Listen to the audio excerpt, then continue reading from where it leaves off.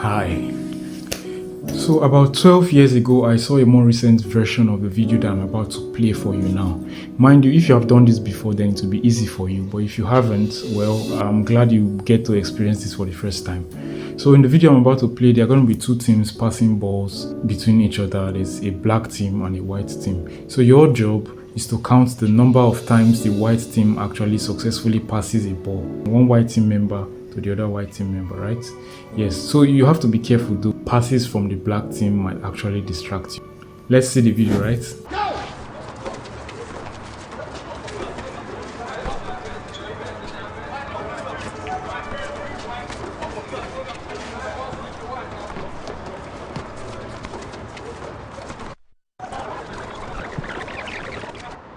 Welcome back.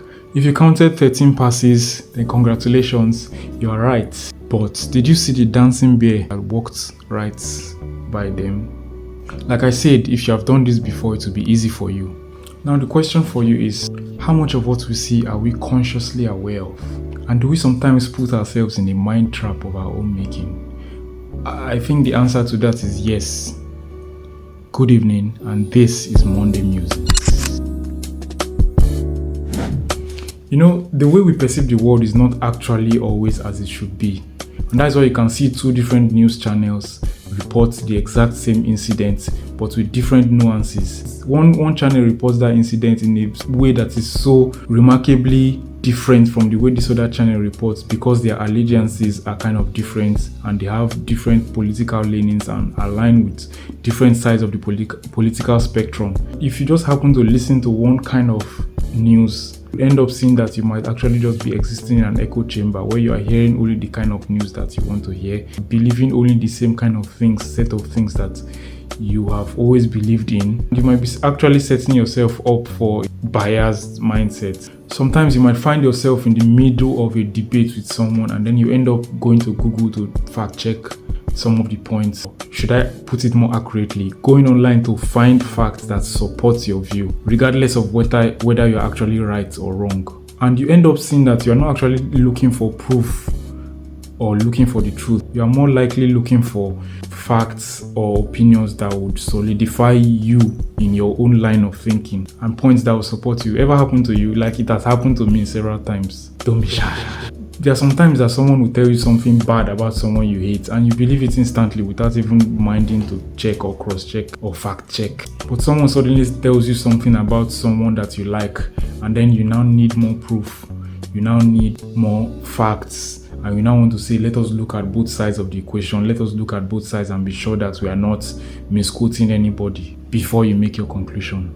Why is that? It's because we as human beings naturally have preconceived biases that we bring to the table whenever we talk or whenever we converse with somebody. Our minds are not necessarily as plain as we usually think that they are when we come to a conversation. Most times we think that our minds are just totally empty and we are coming objectively to approach a situation, but a lot of the times the things we say and the thoughts that come into us are actually going through a filter. So the question is, how then can we ensure that our perception is actually accurate? I know that at this point you are probably wondering what was the relevance of watching that video and looking at the baboon, but don't worry, just chill, I'm coming. Now the media makes things even worse for us and gets us more and more deeper entrenched into our own views and our own beliefs. Of course, you know now that social media is made for profit and works on a business model that would want to keep you longer online, want to keep you staying online for a longer period of time so that they can sell ads to you and keep you hooked on your phone.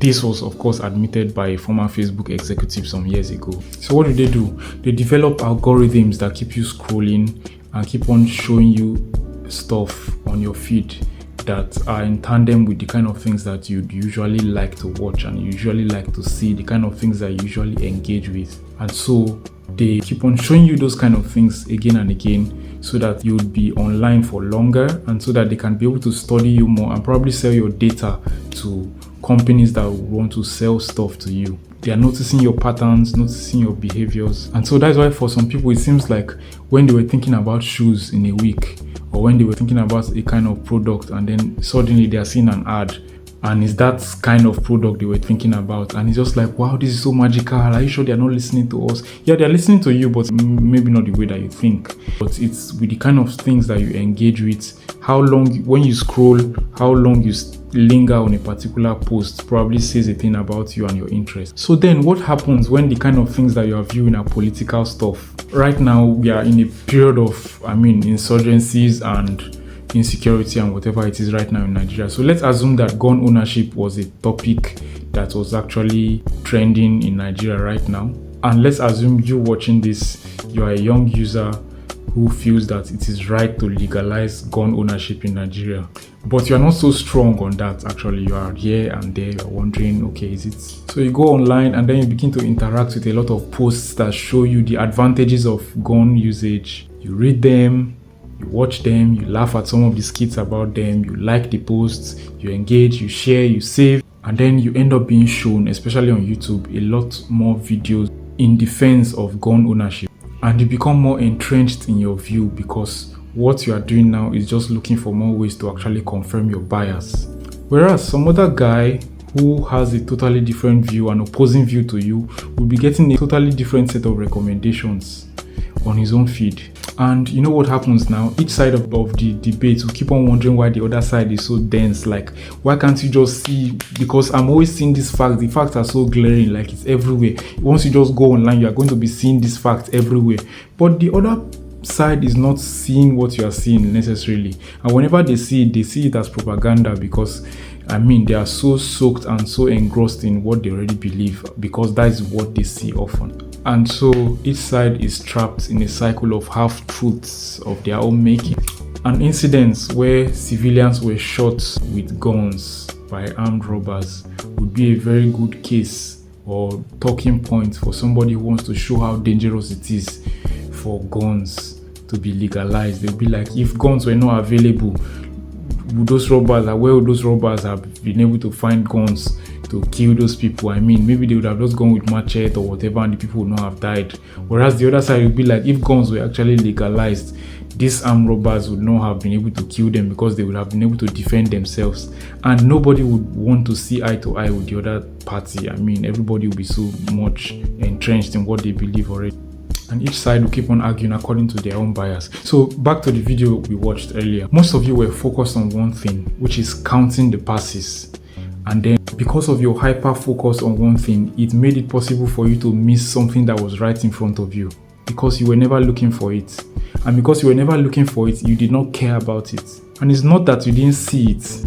Your eyes were not aiming at the dancing figure, and so it was unimportant to you. And so your subconscious mind blanked out that information and filed it neatly and kept it wherever you keep your unimportant stuff or your non-existent stuff, which are essentially the same thing anyway. So my question is that how much could you be missing in life or in your conversations as a result of what you are focused on? Jordan Peterson said in his book 12 Rules for Life, he said that what you aim at determines what you see.